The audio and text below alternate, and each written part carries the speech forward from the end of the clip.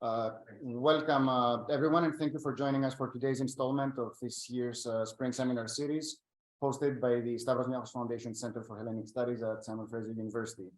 My name is Dimitris Kralis, and I'm the director of the Stavros Niarchos Foundation Center for Hellenic Studies, and will be moderating today's talk. Each year, we invite scholars working in different aspects of Hellenic studies, broadly defined, to present their research on a wide range of topics in fields ranging from archaeology classics, Byzantine, Ottoman, and modern Greek history, as well as varieties of literary and cultural studies. Before we begin, I would like to take this opportunity to acknowledge that this event is taking place at Simon Fraser University's Burnaby Mountain campus on the unceded traditional territories of the Squamish, Slatooth, Musqueam, and Coquitlam peoples. Before I introduce today's speaker, I would like to remind everyone that this webinar is being recorded. If you have any questions or concerns about SFU's Zoom privacy and security guidelines, I ask you to visit the SFU IT services website. As for our online audience, if we run into technical problems, we will update you in the chat function. Please know that this event is being recorded and will be posted on our YouTube channel at a later date if we have some sort of catastrophic online collapse. So with all that out of the way, I'm really pleased to introduce today's speaker, Dr. Devin Naar. Devin Naar is the Issac Alhadeff Professor in Sephardic Studies, Associate Professor of History and Faculty at the Strum Center for Jewish Studies in the Jackson School of International Studies at the University of Washington. It was a mouthful. He earned his doctorate at Stanford University and has served as a Fulbright Fellow in Greece. Dr. Naar's first book, Jewish Salonica, Between the Ottoman Empire and Modern Greece, was published by Stanford University Press in 2016 and won the 2016 National Jewish Book Award in the category of research-based on archival material.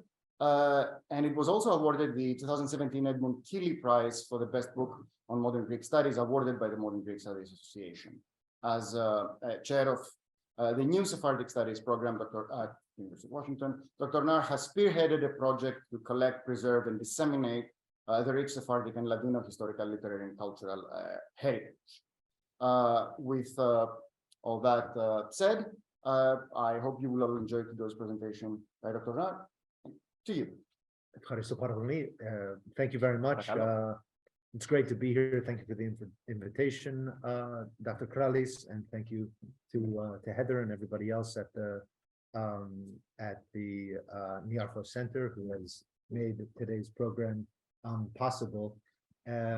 So we have now entered 2023, and 2023 marks the centennial of the Lausanne Treaty, the famous, infamous Lausanne Treaty in 1923. And I'm going to talk a bit about that, which formalized an exchange of populations between Greece and Turkey.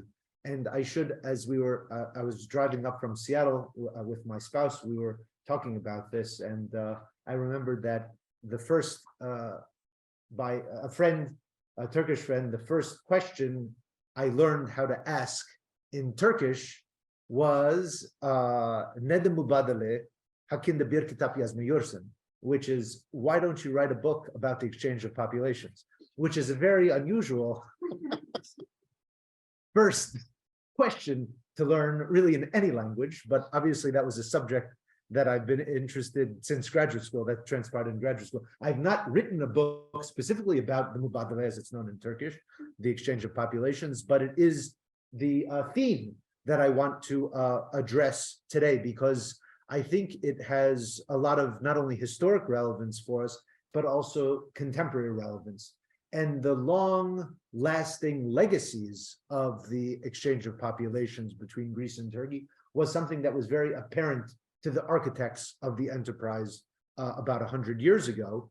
And in fact, Lord Curzon, who was the British foreign minister at the time, and he was at the Lausanne conference and was very adamant in enforcing this exchange of population as a way to deal with the continuing mixity and tensions between, we're going to see in a second, Orthodox Christians and Muslims, or as they would be transformed through this process of population exchange as Greeks and Turks, he saw that the unmixing of populations, which is a term possibly apocryphally, but nonetheless attributed to him,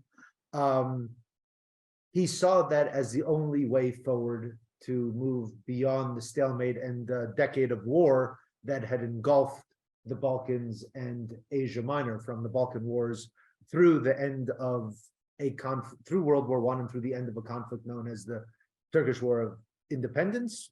Same war is also known as the Great Catastrophe from the perspective of Greece. And the solution at the time that was proposed was, rather than have Greece continue to expand into Anatolia or to have Ottoman rule preserved in the Balkans, the solution would be to forcibly trade populations. And this was undertaken through it was agreed upon, and it was legally implemented and internationally sanctioned. A forced population transfer, a forced mutual population expulsion, a enforced mutually agreed upon ethnic cleansing. I mean, there are a lot of different terms that we could bring to bear on this subject. It was done with the belief that disentangling different populations would be the only way to secure peace in the region, that segregation of different groups and completely upending the principles according to which the Ottoman Empire had been based was the only way to move forward. And at the time, Lord Curzon recognized the pitfalls of undertaking such an enterprise, as he wrote that it was a thoroughly bad and vicious solution for which the world would pay a heavy penalty for 100 years to come. So here we are, 100 years later, and perhaps it's a good time to think about what Curzon's predictions entailed, and to think about what the legacies of that are 100 years later. But I want to do so through a slightly different angle that is generally not the primary point of conversation when it comes to the population exchange that was ratified at the Treaty of Lausanne, which normally focuses on Greece and Turkey. And the key component here, by the way, is that who was uprooted and who was exchanged for whom. And if you can see here, oftentimes in a contemporary context, we use the shorthand of Greeks and Turks.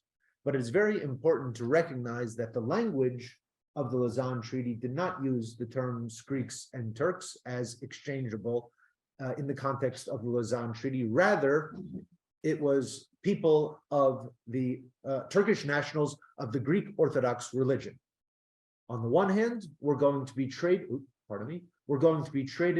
for Greek nationals of the Muslim religion. So the basis here was religious identification. In fact, the principal criteria and category according to which the Ottoman Empire had been organized. But now religious category will become the primary marker and the exclusive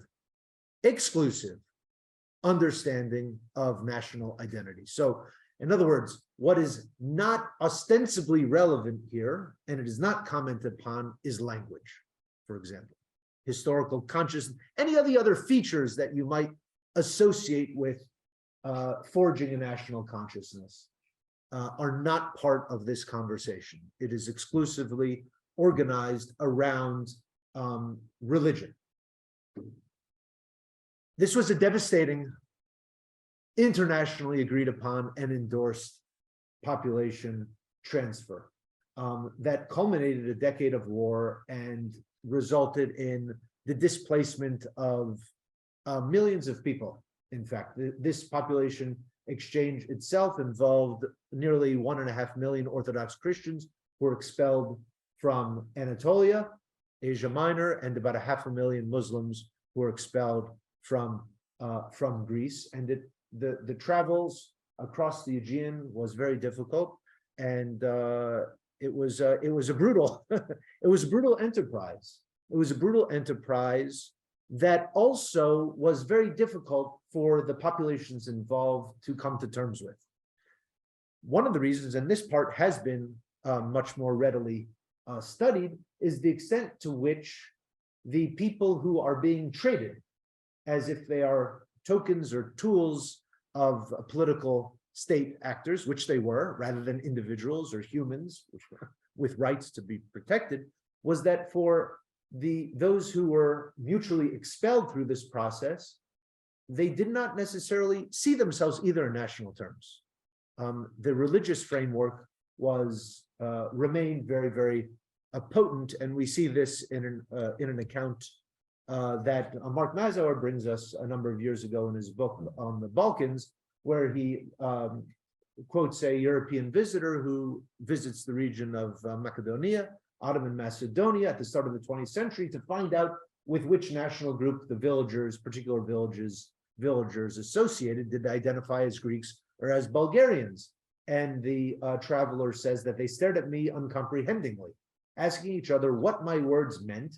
Crossing themselves, they would answer me naively, well, we're Christians. What do you mean Greeks or Bulgarians? I mean, these terms, Greeks, Bulgarians, Turks, they all had other kinds of significations. I mean, Greeks had a sort of a general sense of like a merchant class, and Bulgarians kind of meant like peasantry, and even Turks meant even more backward kind of peasantry. And so those terms had to be redefined and reclaimed in the name of national consolidation. Now, how did we arrive at this point, and where are we going to go from here?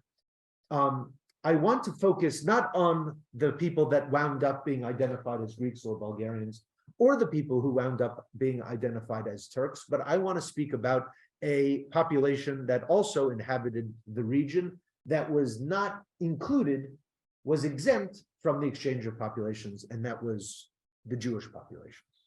Now, the Jewish population in the Ottoman Empire was smaller than the Greek population, smaller than the Armenian population, smaller than the Muslim populations, but it was still a significant factor in the demographic, cultural, social, and political world of the late Ottoman world, and especially in one city in particular, city known as Salonica, which is Thessaloniki in today's Greece. And we can see that with the liberation, as it was understood in the Greek national discourse of the era, the liberation of Thessaloniki from Ottoman rule, and the victory of Greece over the other Balkan countries in the context of the world, the Balkan Wars, in securing control over Thessaloniki was a big victory in a certain sense. And here you can see a kind of an image that depicts the conquered lands by the lands conquered by the Greek flotillas here. And this was part of a broader vision of implementing and executing the megali idea, the great idea, which was a key principle and a key ideological linchpin within Greek nationalist rhetoric and policy from the middle of the 19th century, at which time Greek statesmen are already speaking about, we have a tiny little Greece, but Greece is really all the lands in which Greek people live, and the language, there's a racial rhetoric to it, a kind of a descent-based understanding that anticipated not only Athens as a key site in the Hellenic polity, but also imagined the reconquest and the recapture of Istanbul, of Constantinople, which had been the Ottoman capital, and prior to that had been the Byzantine capital. So the megali idea imagined the expansion of Greece and the reconstitution of the Greece of Seven Seas, the Greece of Alexander, the Greece of Byzantium, and sort of the reemergence of Greece as an imperial power and a major European power. And so the expansion of Greece through conquest and through wars in the 19th and into the 20th century was part of that process.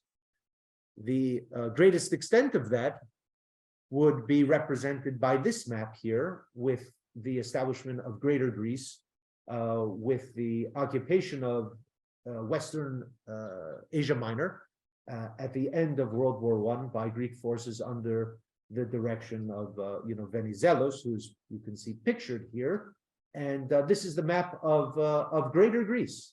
And this was seen as very justified for not only historic reasons, demographic reasons, and other reasons like that. But as is very well known, and I'm just going to compress this to get to some of the material I want to share with you. But the key component here is to recognize that the remaining Ottoman state and Ottoman forces were not too keen on having Western Anatolia occupied by Greece. And so what ensued was yet another war, the war I already alluded to, the Great Catastrophe in the framework of Greece, and the Turkish War of Liberation from the framework of Turkey that resulted in 1922 in the infamous burning of the great city of Smyrna, Izmir, just across the Aegean from Thessaloniki, which, by the way, had also burned a few years before in 1917 in the context of the British and French occupation of the city in the context of the war.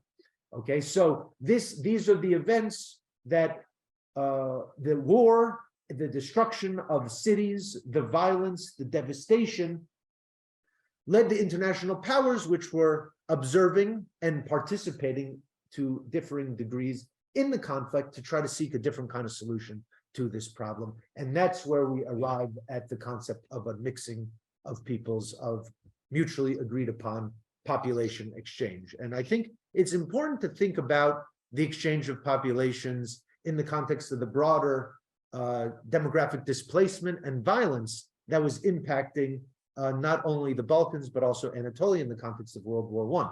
Thinking about the Armenian genocide perpetrated by the Ottoman state. We could also add the mass murder of Orthodox Christians, Assyrians. There were other populations that were devastated in the context of the war, living under in the framework of the Ottoman Empire. The solution, as I alluded to before, that the great powers came to under the aegis of the newly established League of Nations, and with the consent of Greece and Turkey, was the exchange of populations that was formalized with the Lausanne Treaty in 1923.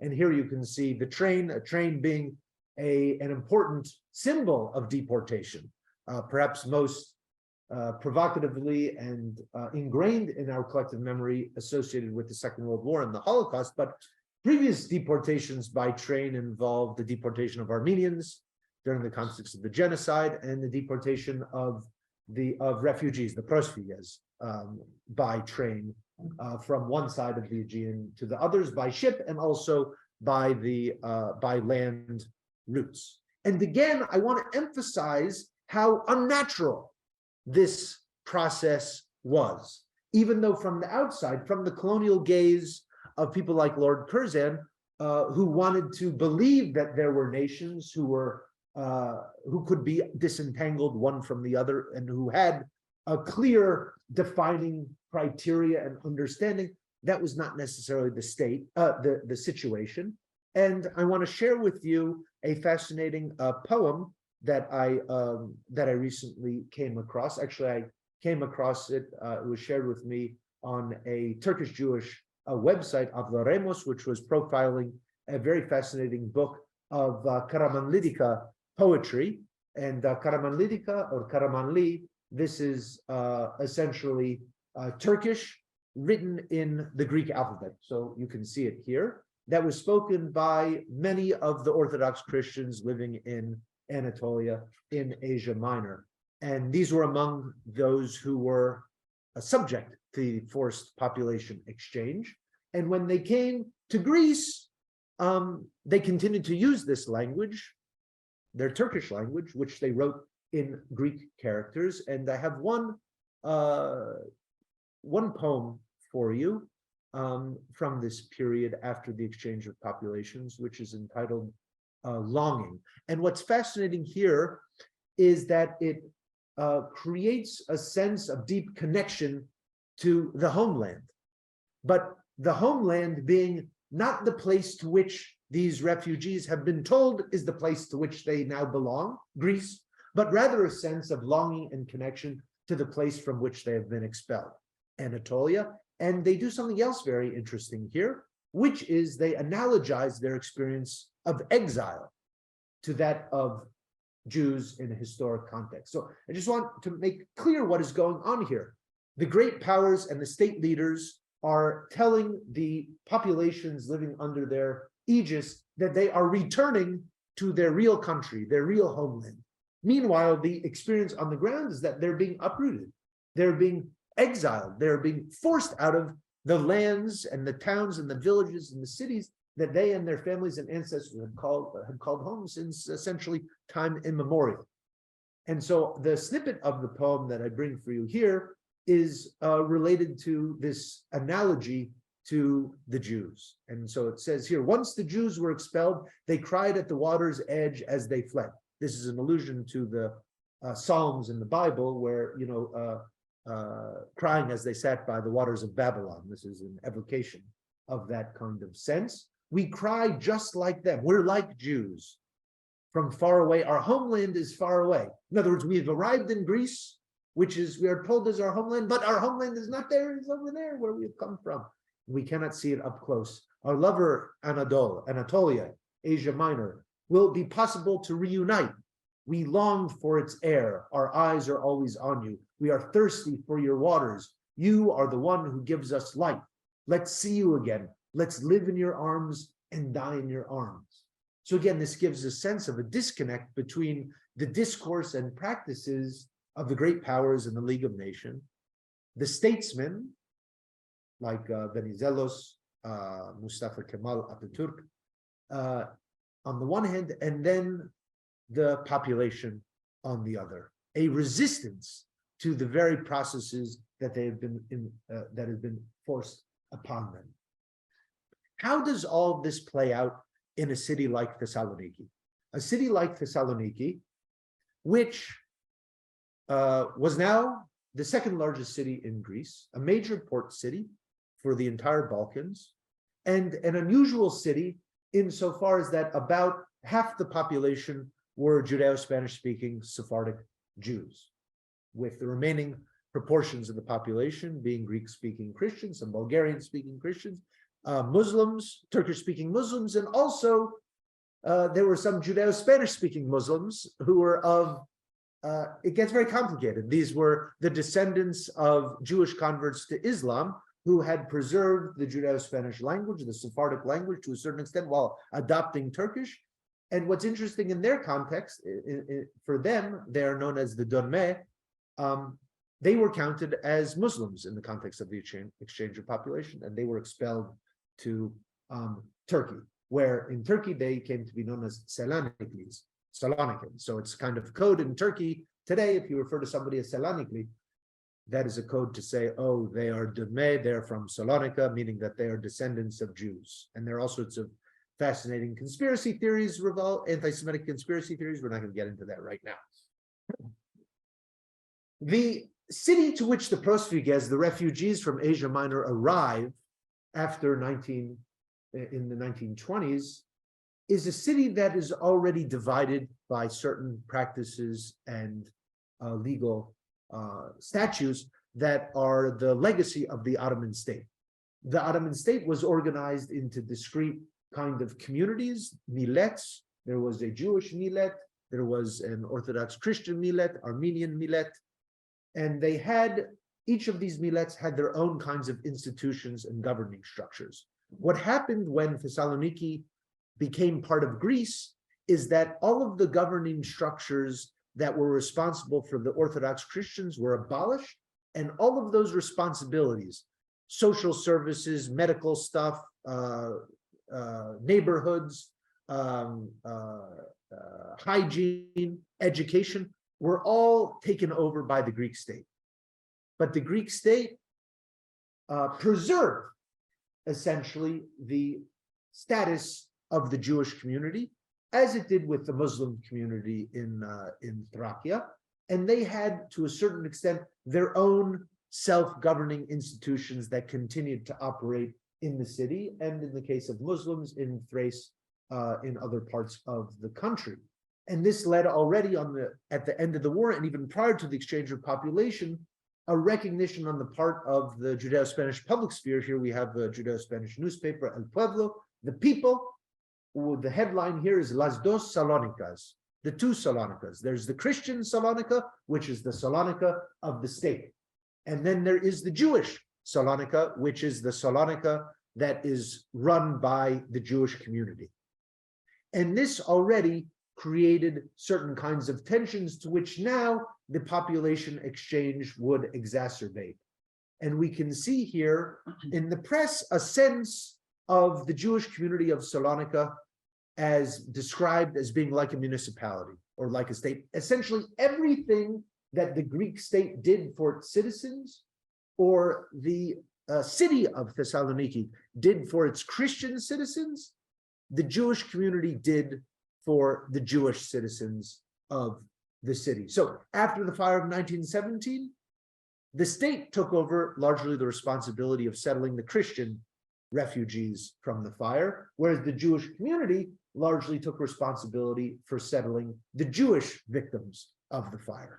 Okay, and the self-governance of the Jewish community, echoing from Ottoman times, sort of was reconstituted in the context of the new League of Nations regime and in the framework of the new minority rights treaties that were introduced after World War I. And the self-governing status of the Jewish community of Thessaloniki was reinscribed in Greek state law in a series of laws in 1920 and in 1923, the same year as the exchange of populations was implemented. So the same year that all the Muslims, with the exception of those in Thrace, are being expelled to Turkey, the Jewish community, its status is being codified by the Greek state and entrenched in the Greek state framework. And this creates a big kind of tension, a contradiction in a certain sense. If Greece is for the Orthodox Christians, that's the logic of the Lausanne Treaty, right? That religion is the undergirding criterion out of which national affinity and affiliation is rooted. Jews have themselves in a peculiar position.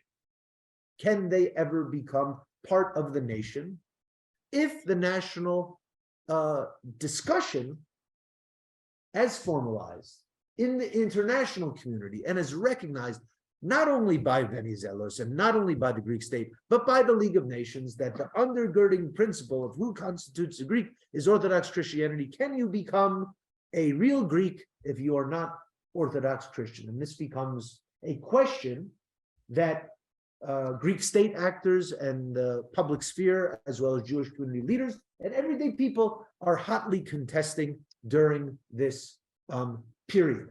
Now, a variety of different measures are undertaken by the Greek state in the wake of and in parallel to the implementation of the population exchange that also anticipates, in a certain sense, the formation, on the one hand, of the Hellenic Republic, and then on the other hand, the Republic of Turkey, which happened within a few months of each other.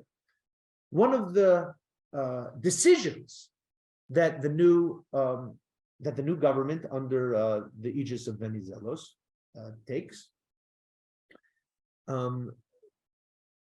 feeling that the Jewish population had betrayed the Greek national cause because they had largely, as well as some other constituent populations, voted against Venizelos in the 1920 election, decide to try to minimize the impact of Jews on national elections. So what is established for a decade, for much of the interwar years, is a separate electoral college in which Jews will be voting, not with the other citizens of the state. And here you can see a register from an election commission of the Jewish community in the 1930s. And you can see here it's in Judeo-Spanish, and I included here, just like Karaman Lidica is a Turkish written in Greek letters, Judeo-Spanish is like a Spanish-based language written in Hebrew characters. So when you sound it out, it sounds like Spanish, but the alphabet is Hebrew. Okay, and this was one of the dimensions, one of the decisions that the Greek state implemented to try to control a population that was recognized as different, a population that was recognized as having certain rights of self-government, but also needed to be contained so that its influence would not be overwhelming and essentially shape the trajectory of the city that they constituted the demographic plurality of, until the exchange of populations irrevocably altered that, as 100,000 Orthodox Christians were settled by Venizelos in Salonica to change once and for all the demographic composition of the city in favor of the Orthodox Christians. Now, what's fascinating is, as much as the story of interwar Thessaloniki tends to be narrated as one of conflict, as one in which the Greek state is like attacking the Jewish community, trying by overt and covert means to forcibly Hellenize them or to encourage them to leave, which can be manifest in the fact that actually the Greek state was the first European state to declare its support for the creation of a Jewish state in Palestine, even prior to the Balfour Declaration. But we see other dimensions playing out as well in Thessaloniki here. And I found a very fascinating document here, which speaks about a shipment of clothing that the Jewish community of Salonica had received from the Near East Relief Committee, which was an international aid organization. And it was intended to support poor members of the Jewish community, but several influential Jewish associations and organizations, including Zionist organizations, decided that a portion of the clothing that should be that was earmarked for the Jewish community should actually be given to the Orthodox Christian refugee population. This was seen as a way to try to curry a sense of goodwill between the two populations, both of which were largely refugee at this time. The local population had largely become refugees as a result of the fire and had moved to the outskirts of the city. And it's also on the outskirts of the old city of Thessaloniki, where the Orthodox Christian refugees would settle in adjacent neighborhoods, the poorest neighborhoods in the city, and the least well served by the Greek state. The refugees coming to Greece, as is well known, they would be considered like second-class Greeks. They were Greeks, baptized in yogurt. There are other sorts of derogatory terms that were used to describe them. And what we see transpire are tensions that emerge between these two marginalized populations, both the Orthodox Christian refugees and also members of the Jewish community, especially in the economic sphere. And you can imagine this playing out. Here you are, a Turkish-speaking Orthodox Christian from Anatolia. You've been kicked out of your ancient homeland, and you have been told you're going home. You're going to your real state. Your real country is Greece. And you are sent by the leaders of your new country to a city across the Aegean known as Thessaloniki, and you arrive at the port, and what do you encounter? A plurality of the people are, not only are they not Greek Orthodox Christian, they're speaking a language you don't know at all, which is Judeo-Spanish. And this creates tensions and it creates resentments. Why have I been exiled to a Jewish city when I was perfectly content speaking Turkish and living in Asia Minor? This plays out in the economic sphere, and seeking to allay some of the concerns of the refugee population, one of the early acts of the Republic, the Greek Republic, is to, I'm going to get back to that in a second, is to implement a new law in 1924, which is a compulsory Sunday closing law. And this was done under the guise of trying to level the economic playing field. One of the other unusual facets about Thessaloniki was, because of the demographic weight of the Jewish population, the city closed on Saturday in observance of the Jewish Sabbath. So the port closed on Saturday. Most of the markets closed on Saturday in honor of the Jewish Sabbath. And so the Greek Orthodox Christians, refugees, say, what is going on here? This is not fair. If we can't work on Saturday, well, what about Sunday? And there was no law that prohibited them from working on Saturday, but a lot of the enterprises were just closed by de facto practice in the city.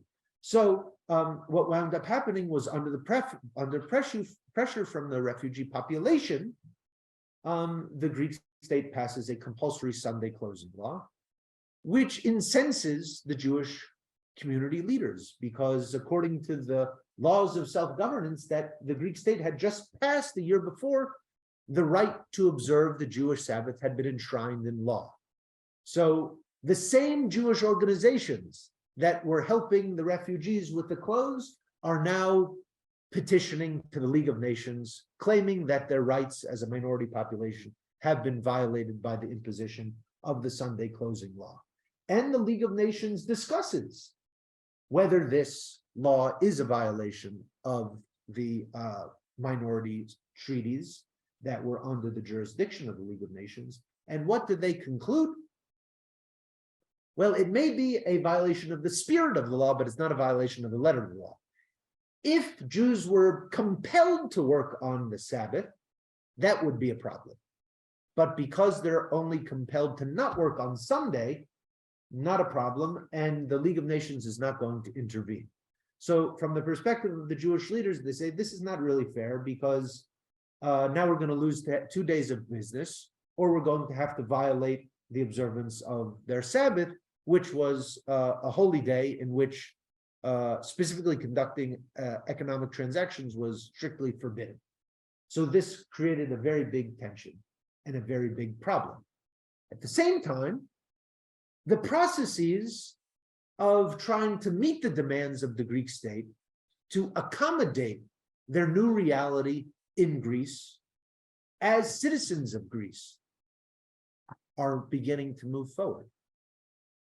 And in some ways, the Jews of Salonica have a decade more experience of trying to become integrated into Greece than even the refugees, especially the Turkish-speaking Christians who are coming from Turkey.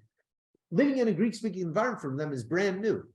At least in the case of Jews, they have some years since 1912 or 1913 to become acclimated to that. And we see, especially in the 1920s, an emphasis on Greek language and culture being implemented in the Jewish schools, because again, the Jewish community is running its own schools for the most part. And what they do is they try to show that they are participating in the project of Hellenism, and they want to be part of the broader society. They don't want to get kicked out. And so, yeah, you can see from the 1920s to the 1930s, Judeo-Spanish, Hebrew, and French are largely displaced by Greek, even in the Jewish school curriculum, with Hebrew preserved as a religious language, French reduced in terms of its hours of instruction exponentially, and Judeo-Spanish by the late 1930s is essentially out of the Jewish school curriculum. So we see an embrace of language, and we see an embrace of allegiance. Young Jewish men serving in the Asia Minor campaign, in the Greek army, defending this new homeland that they have not gone to, but rather a country that has come to them, namely Greece. And so within that context, the question becomes, what are the limits of cultural and political expression?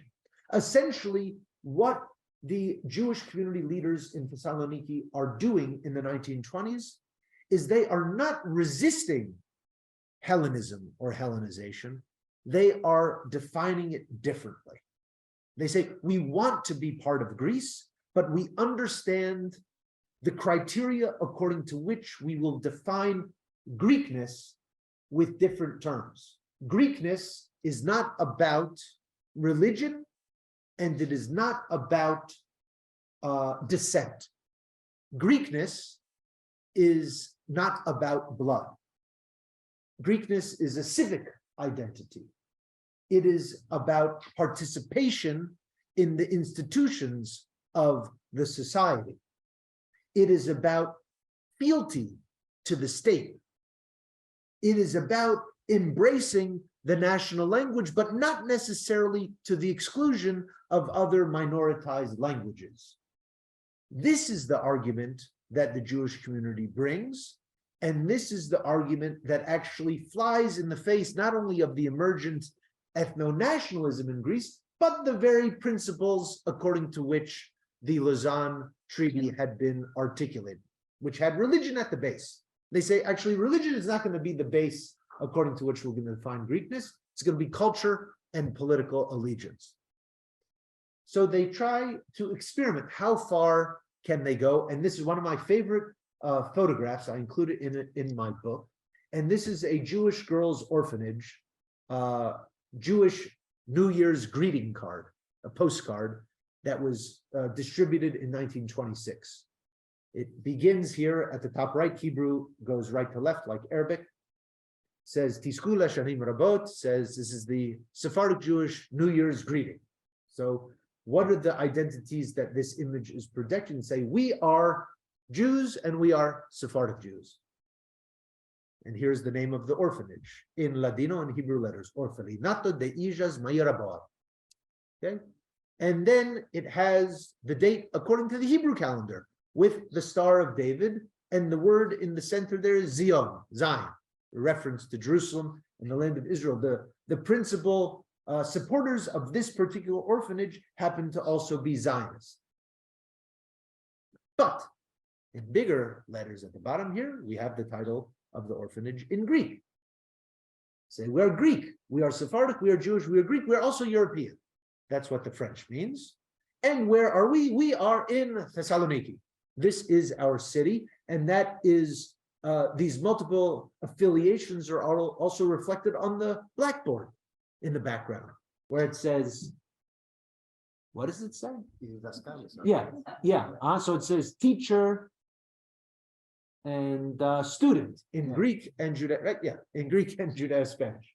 Here, right? So we have both of these identities. We can have both of these identities, that this is not insurmountable. We can hold these affiliations all together without provoking, for us at least, an existential crisis. And this is confirmed here because we are rooted, and you see where she's pointing with her ruler, specifically to Thessaloniki. Okay, she's pointing here. So we are locally rooted to, I mean, so I don't know, when you were looking at this before, you say, what are we looking at here? But there's a lot going on here. There are a lot of messages that are being conveyed. And of course, the young girls with their close cropped hair and the garb, I mean, this is like a European school of the era. This is not there's no vestige of the Ottoman realm at play here. What were the limits, though? My argument is that the first anti-Jewish violence that transpires in Thessaloniki does so in the context of the Great Depression in 1931. And it is the most vulnerable populations that are fighting with each other.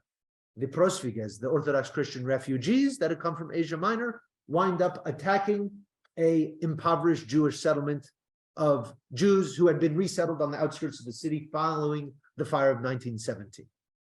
Okay, there are underlying resentments there on the part of the refugees who feel like the Greek state is neglecting them, is not giving them the support that they need, and passions are riled up by Macedonia, which was the main pro-Venizelos newspaper in Thessaloniki.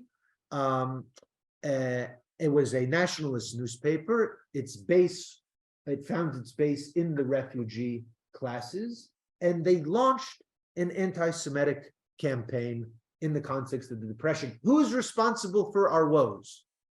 Well, they couldn't necessarily get the Greek state to help them out, but somebody has to pay. And they decided that it was the Jewish population. And they decided that the Jewish population was, the main problem with the Jewish population was that they were against Greece, that they were anti-Greek, that they were accused, the newspaper claimed that 3/4 of them were foreign citizens. It was more like 2%, but anyhow, this was the claim. 3/4 of them were foreign citizens, that they were communists. Okay, a portion of them were communists, yes, maybe at its height, maybe 25, maybe 30% were communists. They were poor too. They do not speak Greek and they prefer Spanish and French. Not necessarily true, especially among the younger generations that were going to first the Jewish community schools where they were learning Greek, and then Greek state schools where they were also learning Greek. If you were born, I don't know, after 1910, you're learning Greek in school. And you maybe have been learning Greek longer than some of the refugees coming from Asia Minor. And I'm going to come back to that a little bit later. They were also accused to have been attending foreign schools, Italian schools and French schools. Some of them did. Most of them did not. Most of them could not afford to. They were accused of protesting to the League of Nations. That one they did do. They did do in response to the Sunday closing law. They refused to turn over the land of the Jewish cemetery. Initially, there was an attempt to transform the Jewish cemetery, which was the largest Jewish cemetery in all of Europe, which had 350,000 graves, and it covered the terrain of 80 football fields. It was a real necropolis. The refugees wanted to build housing on there, and later the university wanted to expand over the terrain of the cemetery, and that was actually implemented during the context of World War II. And today, the Aristotle University of Thessaloniki sits on top of the Jewish cemetery of Salonica. They were accused of evading military service. Well, some did, but so did some Christians. And as we saw, some Jews also served in the Asia Minor campaign. Okay, you get the idea here. They were also accused of being Bulgarian irredentists, being pro anybody else other than Greece. They were pro-Turkey, pro-France, pro-Bulgaria, pro-Jewish independence. Okay, so this created a cauldron of resentment. Say, this is classic kind of scapegoating. They are responsible for our ills. If we eradicate them from the urban framework of our society, maybe we will be free. Now, what's fascinating is even in the wake of this anti-Jewish attack, in which essentially an entire Jewish neighborhood is burnt down by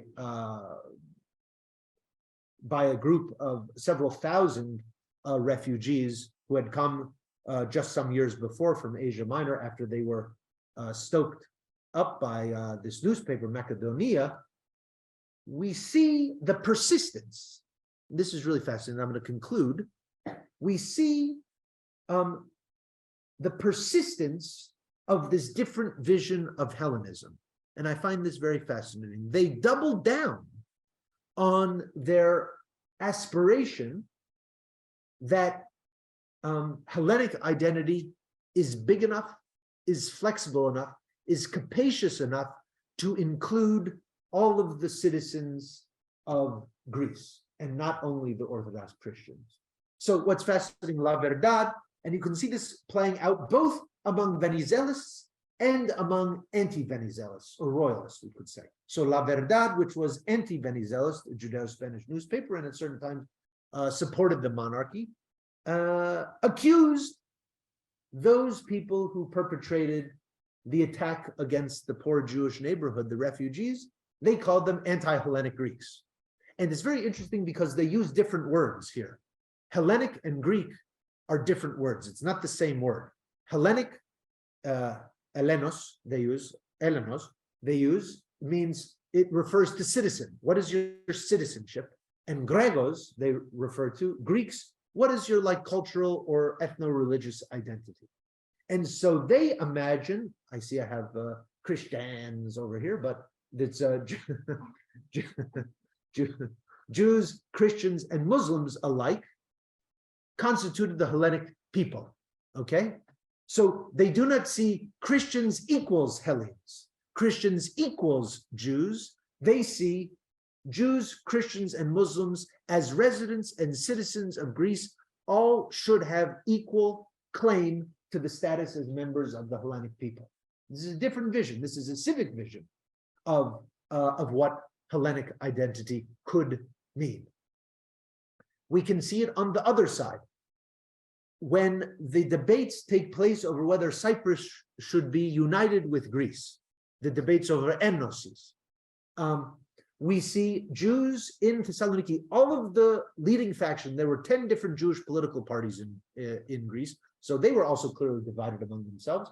Almost all of those groups, with the exception of the communists, support Cypriot enosis with Greece. And Jewish leaders give speeches at one of the main churches in Thessaloniki advocating, saying that we are Greek patriots, right in the wake. This is a couple months after the violence had been perpetrated against their most vulnerable. They're doubling down on their commitment to Greek patriotism. Why? On the one hand, I think some of them believe it. I think some of them truly believe that this is possible. What they're describing here is a possibility. I think another reason is they are scared that if they do not go out of their way to show how patriotic they are, they have to do it as a corrective to the anti-Jewish discourse that has been circulated. They need it for their own protection, which leads the British, and including British Jews, to denounce the Jews of Salonica. Because, you know, Cyprus, the British are involved there also. And so the British Jews accuse the Jews of Salonica for being super patriots. So it's fascinating. On the one hand, you have the refugees from Asia Minor and the Macedonia newspaper claiming that the Jews are anti-Greek. And then you have British Jews on the other side of the continent claiming that the Jews are super patriots. So which one is it? I mean, these are not necessarily mutually exclusive and they can operate at the same time, but it's fascinating to see how vastly different the positions are. And here we can see also there's some statements, and this is a political maneuver, whether it's a description of reality, we don't, is a different scenario, but it was definitely a cudgel that was used against the Venizelos by the anti-Venizelos, claiming that the Jews were more Greek than the refugees. And this was a kind of a strategy to, again, to put down the refugees, to put down Venizelism, to court Jewish votes. But there may be a kernel here. There may be a kernel insofar as there were certain classes among Jews who learned very decent Greek, and it even translated into the operations of the Jewish community. And this I was very fascinated to see. By the 1930s, some of the internal documentation of the Jewish community is all undertaken in Greek. So what that means is, well, obviously they had to know how to read and write Greek, right? And they were not doing it as a propaganda move. They're not going, it's not to put out, this is for their own internal records and correspondence that they begin to undertake in Greek. And here we can see in the late 30s, now we're moving into the Metaxas era. I guess we could call this tripling down on the same claim that Greek citizenship ought to be an open citizenship and an inclusive citizenship. And La Acción, a Judeo-Spanish newspaper, makes the following argument. For us, as we have said, and we say again today with much greater force, in other words, they acknowledge this is a refrain that we've been saying for a long time, we're sticking with it. All the citizens of this country, natives, you know, the autochthonous Greek Christians, the prosviges, and the Jews are Hellenes, children of a common homeland, and as such have the full right to express themselves. This is a very different kind of model of understanding what Greek identity could entail from the one that was articulated by the League of Nations and codified in the Treaty of Lausanne. It is a different vision of what Hellenism could mean from the one that the Macedonia newspaper was pushing for. It is a vision of Hellenism that is decoupled from orthodoxy. And that I suggest that was the problem. It was not about the language so much as it was about the descent-based religious identity, about who gets to claim to be representative of the nation. I want to conclude just with two final slides, and then maybe we can open it up. One of the most fascinating I didn't talk about this in my book. This is for that book that I never wrote, and maybe if I ever wrote more about the exchange of populations, this would be an important part of it. This is a book, a document from the British Foreign Office by a Jewish merchant from Salonica. And what's fascinating about this document is that this Jewish merchant from Salonica, who fascinatingly, and I don't understand exactly how this worked, he was the Japanese consul in Salonica, and he was in the opium trade, as far as I can tell. He writes to the British Secretary of State for Foreign Affairs, and he speaks about what he saw as the great success of the exchange of population. He was a Venizelist. He was a Venizelist. He ran on the Venizelos party ticket in 1936.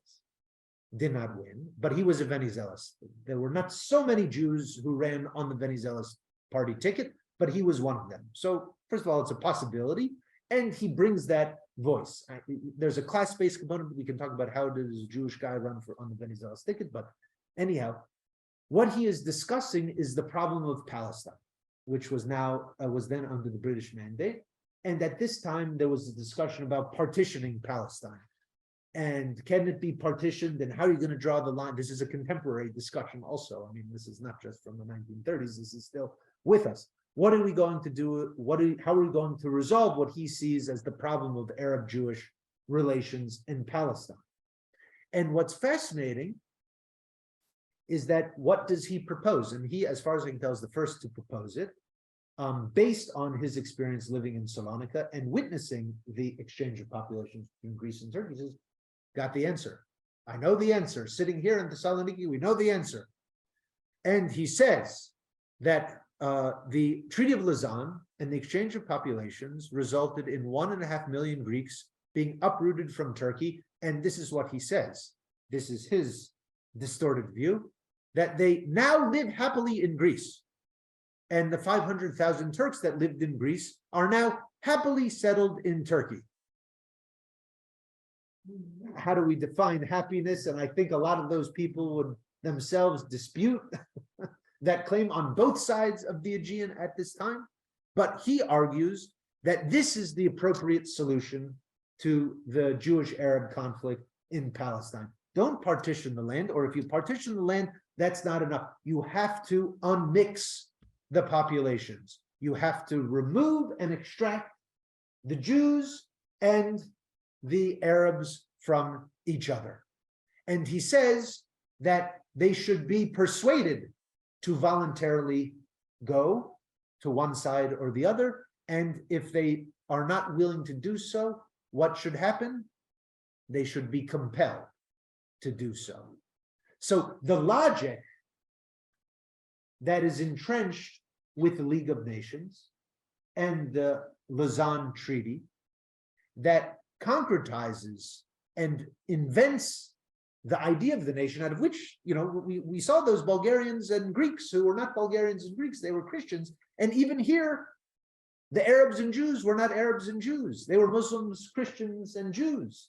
And the population that is most distraught by the disentangling of the Arabs and Jews are Arab Jews, of which they were Arabic-speaking Jews, who, with the new terminology that is invoked, can no longer exist as a possibility in the demographic universe on the ground here.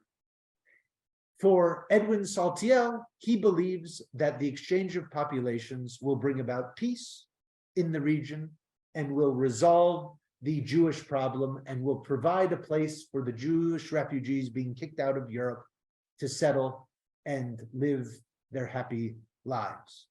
As we know, this compulsory or voluntary exchange of populations between Arabs and Jews never transpired. Most of the Jews who were in Europe were exterminated by the Nazis during the Holocaust, including nearly all of the Jews of Salonica themselves, who were deported in 1943 to their deaths at Auschwitz-Birkenau. In the course of just a few months, about a quarter of the residents of all of Thessaloniki were uprooted from their lands and deported to their deaths at Auschwitz. Why so few ran away, and we can see this in some of the memoir literature, is because the idea of being uprooted and deported somewhere else, including by train, was not the craziest thing that they had ever heard of, because they had just seen it happen 20 years before.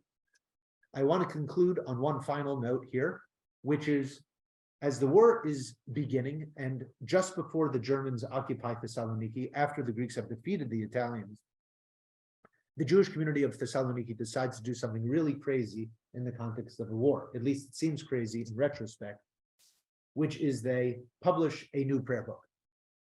And it's a new prayer book for Jewish children who are attending Greek state schools, because as we know, religion at this time especially was compulsory in Greek state schools.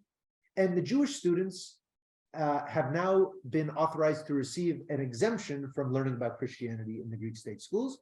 And the Greek state, fascinatingly, pays teachers at the Jewish schools to come for one class each week to teach Judaism to the Jews at the Greek state schools, which is a really wild phenomenon. I mean, this is the same time that Jews are getting kicked out of state schools all across Europe. They're being integrated into Greek state schools, and the Greek state is paying for them to learn about Judaism. This is a very unusual phenomenon. And so the leaders of the Jewish community say, well, we need to teach them about Judaism. So they created a textbook about Jewish history and Greek history in the Greek language, and they created a new prayer book in Hebrew. And what's fascinating, the inside front cover of this book, they have a dedication in Judeo-Spanish, in Hebrew letters here.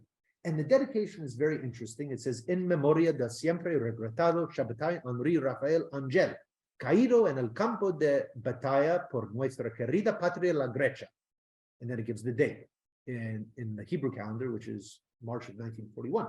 So it dedicates this prayer book, Jewish prayer book, in Judeo-Spanish, in memory of a Jewish soldier who has died fighting in the Greek army defending what? Our beloved homeland, Greece. And what's really fascinating about that is, again, this is an internal document. This is not written in Greek.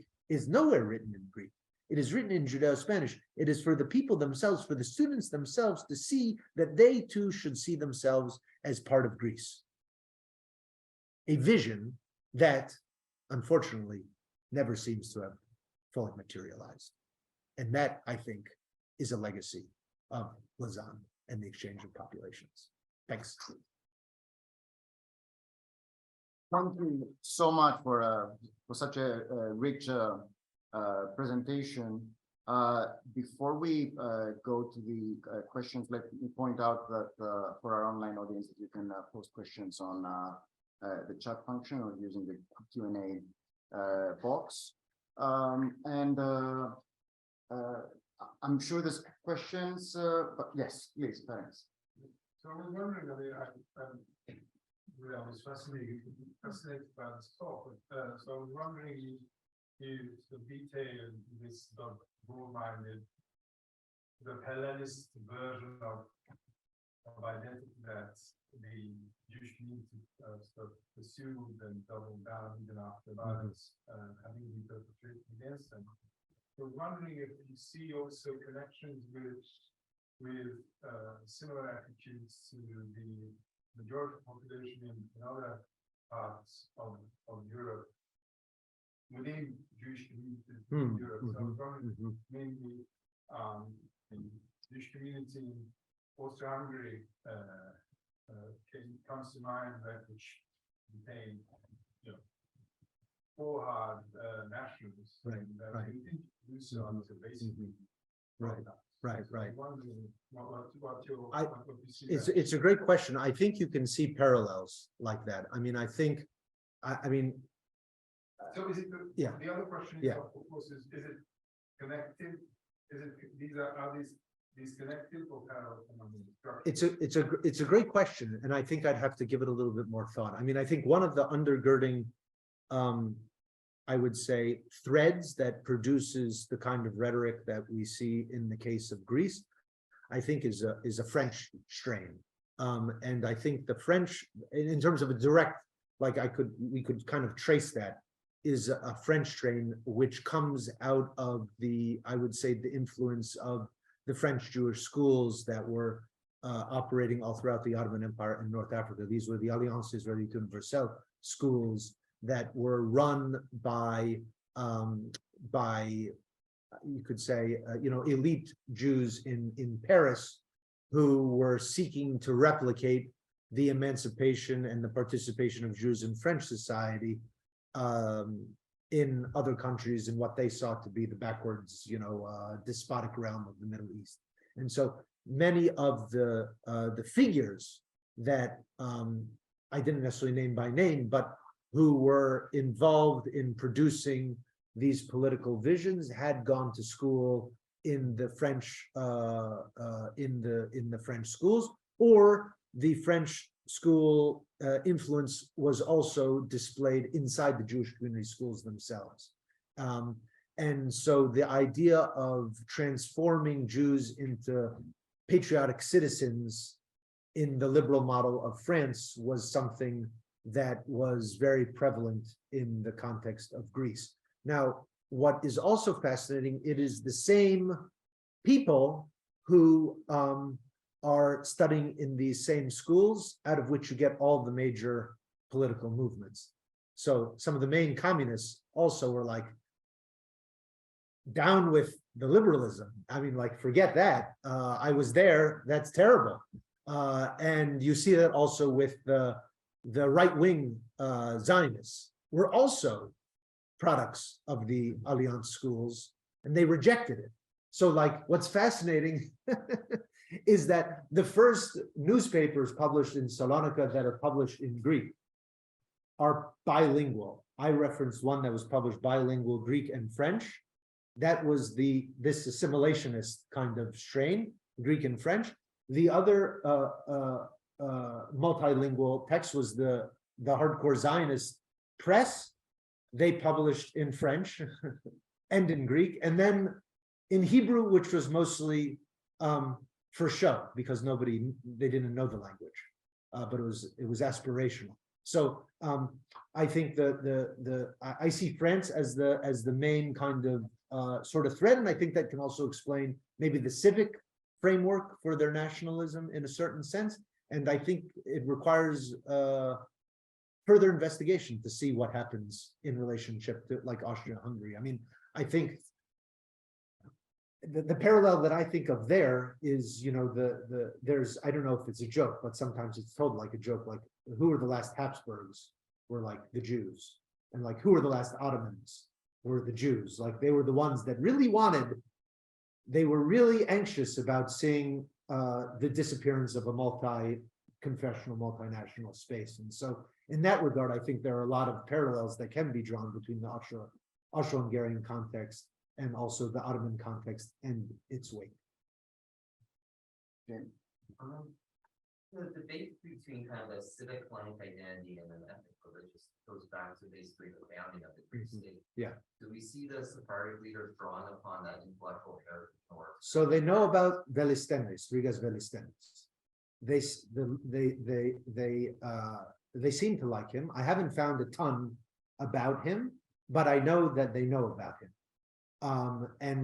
So like in terms of those long-standing, like going back to the 18th century, I mean, pre-state debates, he seems to be, kind of drawing, they seem to draw some inspiration from them. And I think for them, what Velistenes has to say about kind of many different people, like the federative kind of approach to Hellenism, I think they see synergies not only with the French, I mean, he's also French oriented, but I also think they see echoes of Ottomanism, and which is also has a French kind of component to it. And I think, what's fascinating is some of the people that in the 1930s are the most ardent Hellenic patriots in the model that I described, of like a civic understanding of Hellenism, are the same people that 25, 30 years before had been the most hardcore Ottomanists. So it's not like, so they apply the same principles to a new context. So you might think like that's what the anti-Semitic movement was saying, was that these people were pro-Ottoman and they're going to always be the relics of the Ottoman state and Turkey and everything like that. But the reality was they were much more flexible. Their principles remained the same. They just applied them differently. I hope that helps. Yeah. I have a bit of an elaboration on this, on the even the use of the term Ottomanist. So before the collapse of the Ottoman Empire, the Young Turk movement, for a period of time before it goes genocidal, is embraced by minorities as a way to try and find a civic inclusion within the Ottoman Empire that goes beyond the millet system that had its limits. Could we say that some of these attempt at reconceptualizing Greekness, a Hellenic identity, might draw a bit from this kind of Young Turk? Absolutely. Yes, I would say absolutely. Yeah. I would say absolutely, because I guess the Ottomanists that I have in mind, Joseph Nehama, Mercado Kovo, they were also Young Turk supporters. So there is a close relationship. And I think, I mean, what's fascinating is that because they're in Greece, their recalibration of their Young Turk Ottomanism transpires, it begins to take place in a Greek mold before the radicalization of the Young Turks and the violence. So like 1915, they're already outside of the Ottoman sphere. So I think that, because you would say, well, can't you see that that's not going to work out very well? And I mean, in fact, like that's one of the paradoxes of liberalism, is the violent potential of liberalism that we see in the Armenian genocide. We see it also in the paradoxes of Venizelos politics too, in the 1931 anti-Jewish violence, but that's not the same scope. So I think there is a tension there that remains unresolved or unrecognized, like especially by this guy like Edwin Saltiel. I mean, he drank the Kool-Aid. I mean, he's a fully embracing a kind of a liberal exclusionary nationalism, but he sees himself as a Greek. That's the thing. He says, I became a Greek. Like the Arabs and Jews, they're like racially, he calls them different races. They're racially separate, and the Macedonia folks are calling him, he's a separate Jewish race, but he's no. I became a Greek. I'm a Greek, and that's I can speak as a Greek. He says I'm Jewish, but I'm also a Greek. So I think though there is that thread from the Young Turk Revolution, and also not full reckoning with the violent and exclusionary practices of liberal nationalism. And this is what I find interesting, because I mean, this is totally anecdotal, but from family members who grew up in the Neas Horas, in Lesbos, for example, who before the integration of the Greek state, they're part of Young Turk circles, because that's how you express yourself as someone who's liberal. Right. The moment these individuals transition to the Greek state, they join the Liberal Party. And for them, it's a natural transition. For the Jewish community, it isn't. Right. That's right. And this is interesting. Up to a certain point, these communities march together. Right. And then at a certain moment of Greek kind of integration of its dreamland. Right. Well, I think I think I alluded to the fact that there were 10 Jewish political parties in Thessaloniki. And so what you do see for some of the Jewish liberal elite, you do see that transition play out. So like the president of the Jewish community was a liberal party guy. He was this guy, Yaakov Kazez. He was the president of the Jewish community from like 1890 to like 1935. Like, and he was like 90, he was 90 years old or something when he stopped being president. But fascinating about, he was a Young Turk guy, and then he was a Venizelos guy. So, but that's a piece that's occluded in the scholarship. You know, it's hard to imagine, because there was a like a clique of these elite guys, and like I'm sort of looking at some of their rhetoric. Like there's a liberal party that is established, like a Jewish branch of the liberal party that was very active, for example, in the Cyprus stuff in 1931.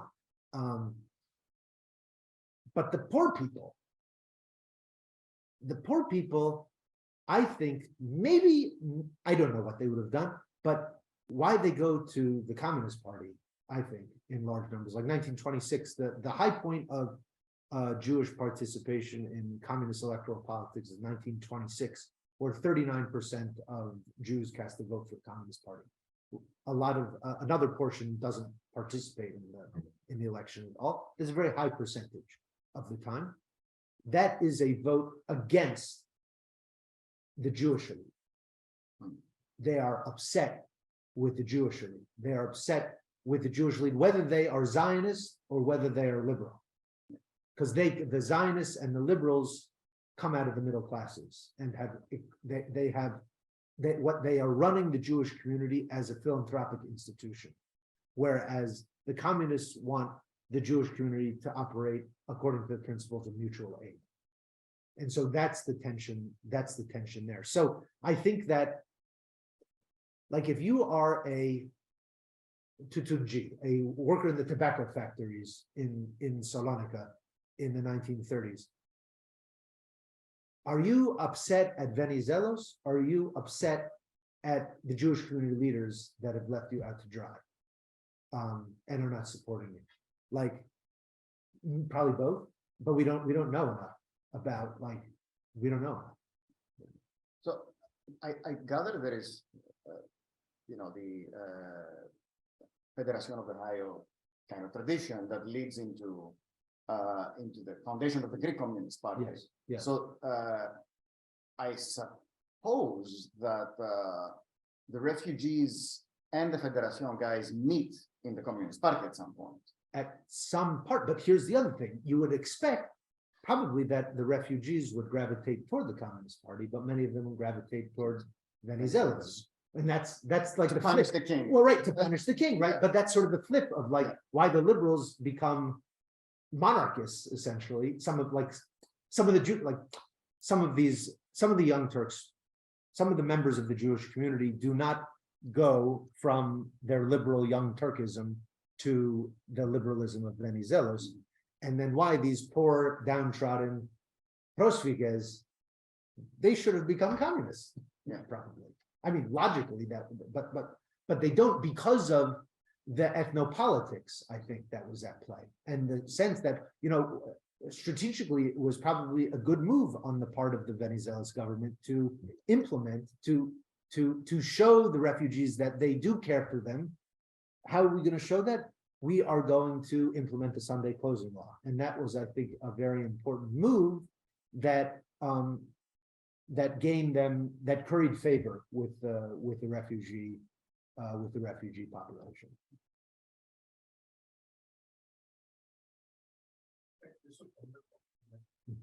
Some of the things I'm very familiar with. It's a couple of questions. One of them has to do with the distribution of the Sephardic diaspora, and you were focusing Yeah, quite right. just on Salonica, but are there communities nearby that have some parallel histories? Yes. So on the eve of the World War II, there are over 20 different organized Jewish communities in Greece alone. And many of them are comprised of Judeo-Spanish speaking Jews of Sephardic origin. There are also some communities that are comprised of only Greek-speaking Jews. So there are communities of only Greek-speaking Jews in places like Ioannina and Epirus, and these are called Romanio Jews, and they understand themselves as distinct from Sephardic Jews. They're called the Romanio Jews because they trace their origins to the Roman, the era of the Roman Empire, the Eastern Roman Empire, the Byzantine Empire. So they were Greek-speaking for, several thousand years. So, and then there are some like hybrid communities, like in Thessaly, for example. And it's interesting, like when you look at the correspondence, because most Jews lived in Thessaloniki, okay, but there were other communities were mostly, small. If Thessaloniki had 60,000 Jews, maybe the next biggest community was probably like Crete, which had 4,000 Jews. So it's like very disproportionate numbers. But when you look at the correspondence between these other 20 communities and the Jewish community of Salonica, it's very telling to see which languages they use to correspond in. And so, like the communities in like Larissa, for example, in Volos, they write in Greek or Judeo-Spanish, depending on what's going on. Komotini, only in Judeo-Spanish. Drama, only in Judeo-Spanish. Athens, sometimes in French. Athens is a weird place. No, I mean, not, Athens has an unusual composition of a Jewish community because all the Jews that were living in that area were essentially killed with the Revolutionary War. I mean, talk about the foundations of nationalism and violence, with the establishment of the independent Greek state, all the Jews and Muslims were either kicked out or killed. So the independent Greek state has no Jews and no Muslims in it. So the Jewish population gradually returns to the original kingdom of Greece. And some of the early Jews that come to Athens are Central European Jews. They're Ashkenazi Jews. They come with King Otto. They're like Bavarian Jews. And so you have these like German-speaking Jews creating a baseline for the Jewish community in Athens. And then other kinds of, as Athens turns from a village into a city, then you get other kinds of Jews arriving in Athens from the surrounding area, Greek-speaking Jews. But the chief rabbis of Athens, somebody should write about this, but the chief rabbis of Athens for the late 19th century and most of the first part of the 20th century are all from Smyrna. They're all from Izmir. So it's a very interesting. So the Venizelos appointees or something like that. Well, I don't know. I don't know how it plays out. But after the exchange of populations, there are a bunch of Jews from Izmir that join the refugees and go to Greece. And many of them go to Athens. Very fascinating. And some of the prominent Jewish families in Salonica after the fire of 1917 go to Athens as well. So like Athens is as I mentioned, demographically an unusual kind of place. Two questions. One is about the Lausanne Treaty. I was wondering, I mean, it's really fascinating because really, this decoupling really flies in the face of the Paris Treaty, which was, completely ethnic-based. Right. So I was wondering what the aside from political considerations, what the more intellectual foundations for that move is it Orientalism or? Can you say a little bit more from which move exactly? From I mean, so you said that Lausanne was basically basically about segregating the also Christian. Right. Yeah. Right. The religion on a religious category. Yes. Right. Yeah. Paris. Right. Is about nation. Yeah. About the nation. Yeah. Right. Yes. So, right. So that's one question. The other is, I mean, for the and the uprooting of these communities, what do you see in terms of economic incentives? Because I mean, Unit Court is talking about basically the various Muslim communities then flourishing on the basis of the leftovers, Right. of the Armenians. So I was wondering if there are such things that play here. So Great questions. I think on the first one, I do think it's a colonial logic or an Orientalist logic that's at play, because I think part of the underpinnings are, I mean, look, it goes back to why Greece can't just be an independent state in the first place, why you have to have a Bavarian king, because they're only half civilized. And I think the civilizational discourse is an important one. So maybe one day these people will be nations like the nations are in the West, but right now they're not. They're confused. They don't know who they are. Like that's evident also in that traveler that I mentioned. Are you Bulgarian or Greek? Say, I'm a Christian.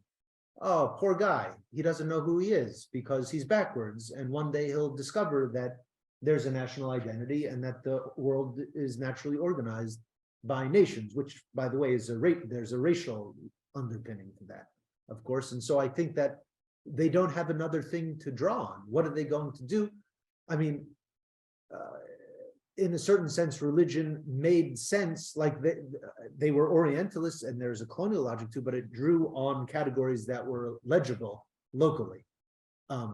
If you do language, like what were the other possibilities? Religion, language,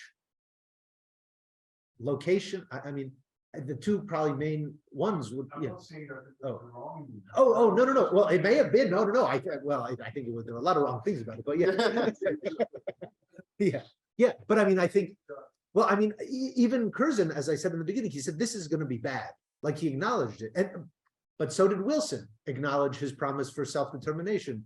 He's like, he has a really great quote, something to the effect of like, shortly after the 14 points or after Paris, he says, I promised all these people self-determination, but they didn't realize that I wasn't referring to them. Like all of the people of the Middle East and like Africa and Asia, I wasn't talking about them. They don't count. I confused them. I gave them, he says something like, I'm going to let up the hopes of millions of people. So both of these frameworks were not really really suitable or fair or right. But I think that what they could draw on was the logic of the Ottoman structure. So like that was legible to the people. In other words, like the religious or ethno-religious communities. And so because that's how the people were already organized. I mean, the Ottoman state was such that, you know, you're going to get married, you're going to die, you're going to be born. You register your family with your religious institution, which is something that Greece, when the Jewish community in Salonica, its legal status is reinstantiated, it also operates like a lixiarchio, lixiarchio is like a registry. Yeah, like a registry in parallel to City Hall. So, you know, you in order to get your marriage registered at City Hall, you have to go first to the Jewish community and you have to register there. And if the rabbis don't want you to get married, you can't get married. And so it's because of that there was like a practical organizational element to selecting religion as a pre-existing organizational structure. I'm sorry, I've forgotten the second question. Economic incentives. The economic incentives in terms of, Yeah, exchange of populations and in particular. well, I guess I'll answer it this way in terms of the expropriation of properties. And, you know, there's a very big imbalance in terms of the exchange, like almost 1.5 million Christians leaving Turkey and 500,000 Muslims. So like that in itself is very significant. I would say as it relates to the Jewish population, a colleague Kostis Koronetis, I don't know if you know Kostis, he found a really interesting document. He said he's going to, I hope he publishes about it, but also we talked about the cemeteries earlier and the Jewish cemetery being expropriated. Well, the Muslim cemetery is expropriated by the city of Thessaloniki shortly after the exchange of populations in the 1920s. The minarets come down, the cemetery is destroyed, and the Muslim cemeteries are like the fairground of Thessaloniki today is the Muslim cemetery, and the Donme cemetery was also destroyed.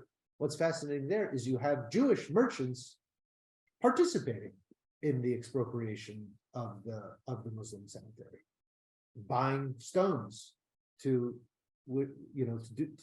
build things, and that's a very uncomfortable reality. but it was. And the symbolism going into that. Right, yeah. Very dark.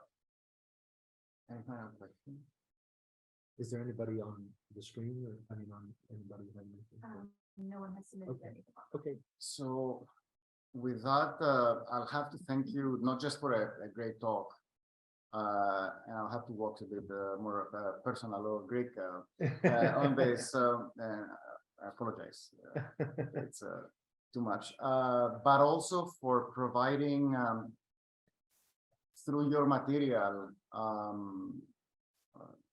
almost basic building blocks for modern Greeks to start thinking more carefully about our identity and our conceptualization of citizenship. We're not there. We're increasingly multi-ethnic and multicultural, but we have not sorted out how to create this civic Greekness in a way that is truly inclusive. The history of the Jews of Greece is just one of the examples of how we have failed to deal with all these questions. I mean, there's some bright lights of people like Boutaris on the Orthodox side who have tried to tackle this, but there is resistance. And Salonica is a very conservative city in some ways. The Orthodox Church is very powerful and is working very nefarious ways in many ways. But I think that ultimately, from the voices of the people who have been at the rough end of the stick, you just articulated a certain vision of citizenship, which we should be engaging with much more aggressively. I mean, piece by piece, we need to get there. Yeah, and it's becoming more and more urgent because the Cold War perceived Greek homogeneity is not there. We have a duty to younger generations of people being born in this country, and this to me is a conversation that fits exactly to the present moment 100 years after Lausanne. So thank you. No, thank you. That was part of it. And I do have a laundry list, not too long. So before we leave today, again, thank you so much for a wonderful presentation. But before we leave, I would like to remind everyone of some upcoming events. On Tuesday, March 21st,